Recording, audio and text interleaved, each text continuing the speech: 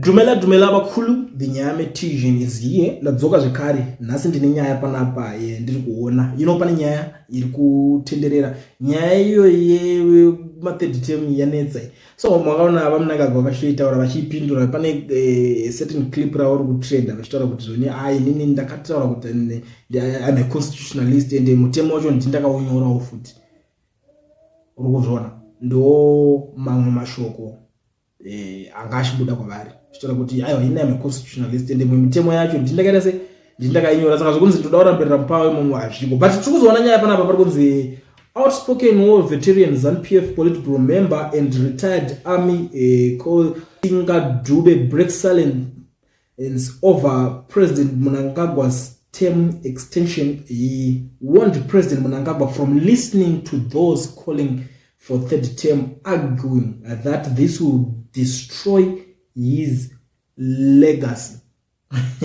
I think it's my first time to hear the word legacy from ZANU-PF. I don't think these people, I don't think they care about legacy. If you look at people like Mugabe, what they did to Zimbabwe, I don't think these people, they care about legacy. What legacy?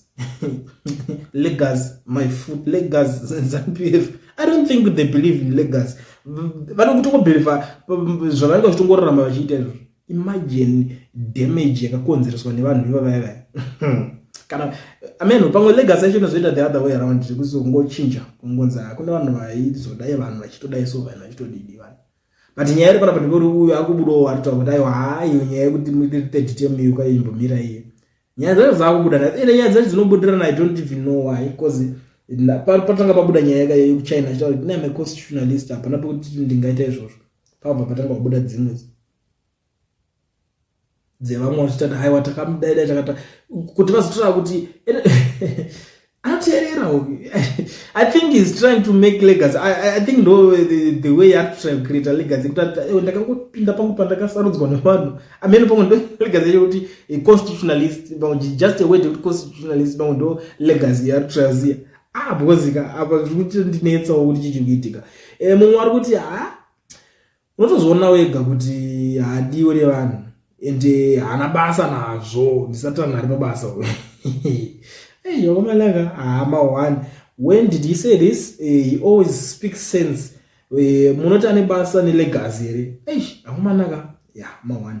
Mwari kuti legacy yake tese toiziva, and he doesn't care that one. Ask those of us vakashanda naye. He is cruel, ruthless, dictator, ane utsinye zvomene. Mumwe akutaura kuti this man legacy ana basa nayo yake vanoiziva yake legacy. Ndo mamwe mashoko ataura panapa. Ndikusangana nazvo zvakare nomwana wamakomana anzi Children of Zimbabwe War Veteran Association vari kuti youth leader uyu former youth leader Komiza Comrade Godfrey Tserengu breaks silence, commenting on those intending to amend the constitution to allow ED third term. He said, some of us, we are more than ready to resist any illegal constitutional violation. I don't know kuti akutaura ari ku UK.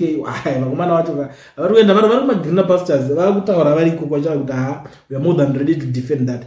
I don't know how is he going to defend. I don't know. And zvotondinetsa because in what I believe, you can't stop anything as long as uri outside the country. Chinenge chichiitika muZimbabwe background, I don't know kuti unenge wakuzvimisa chirodzi, because unotongozi zvatoitwa mutemo wacho unongochinjwa kakunoko, unless uchitokwanisa kutoenda unowamisa kuti unobvutira mutemo wacho mwozo havasi kukwanisa kuita izvozvo. I think ndo zvandakatoona zvingatoita. Handoti kuti zvingadikiri hapana. Mwari kuti what can he say? He is hungry now.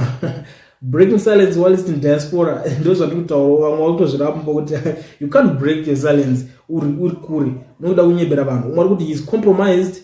We don't care. That's being patriotic, not ganyamakana riri kuda kuitwa. Mwari kuti ko zvakamboti vahenga mabhutswani moyo wanzwa kutoa ka varipo pachando apo ngavadzoke zvavo. Kazhinji ndo zvinonyanyisa kuitika. Unonyanyisa kuzorwadziwa the way inenge ichiitwa zvinhu kunyika kwako, especially kana uri outside the country, because you be like no, vari kuita sei nyika iyi? aiwa vari kuti derera mani ndoza zvino zvingoita saka nohasha dzo dzinongobata because the way inongochitritwa the way inongochirarama ikoko wasangana life inenge ichirarama iri good ubvona kuti vanhu vari kurarama navo ikoko vari munyika mavo iwo waita se wangoitawo zvekuuya uri muuyi saka mwoyo unozongopedzera wangorwadza mumwe vana vari kubuda ari kuti that's being patriotic alright mumwe ari kuti attention seekers mumwe ari kuti noise that constitution is of no value to the ordinary man, whether amended or not. That book is not protecting us from the monster.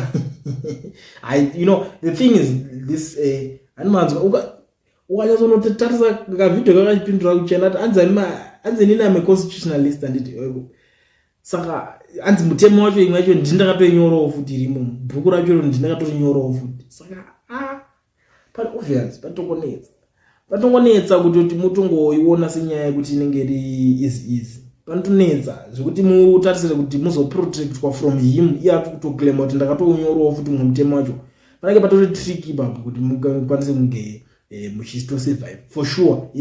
Ndobvumirana navo vanoti bhuku iri kuprotecta vanhu from this guy zviri kutoramba. I think it's true. That's what I think. Muri Zimbabwe ndangondidake zvekare nepanapo ndikuziise ma-updates ezvinhu zviri kuitika munyika yedu yeZimbabwe. Kana chingosvika panapa iri first time yako panonzwa Kuliant, tanga nekusubscribe, and the most important thing, like this video.